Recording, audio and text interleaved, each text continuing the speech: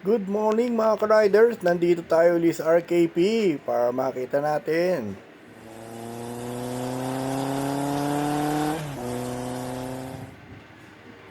Mga ka-riders, nandito tayo sa RKP para makita natin ito, kanilang Yamaha X-Pac 300. Napakaganda nito.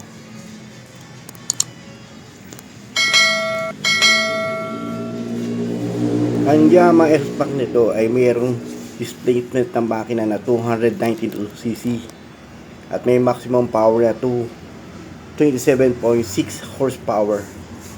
At meron naman siyang fuel tank capacity na 13 liters. At ang mga gulong naman nito, ang hulihan niya ay nasa size 14. Meron siyang sukat na 140 by 70 by 14. At yung harapan naman ay may front wheel size siya na 120 by 70 by 15.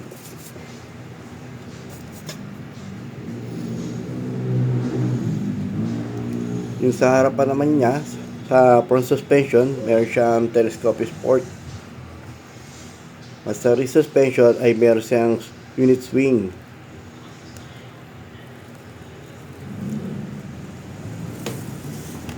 Kaya napakaganda nitong motor na to. Dito nga pala sa RKP, pwede siyang makuha ng 12 months to 36 months. At meron siyang halaga na 299,500.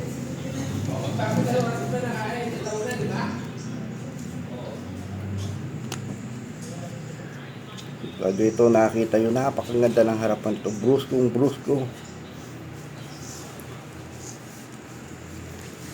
Ayan ang pinakaharapan niya. Dito sa unit na to ay may PNP clearance na. Pwede na siyang makuha in case na magustuhan siya. Ayan o. Kita mo naman napakaganda na kanyang headlight. Mataw na patno ang dating. Napakaganda.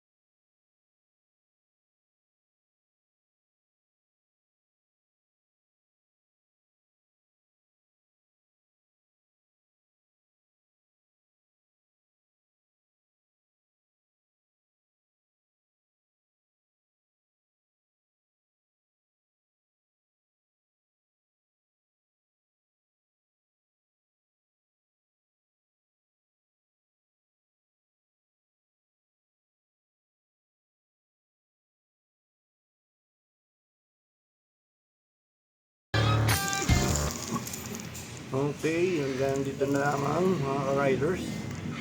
Maraming salamat. Please subscribe naman. Like and comment. Salamat po.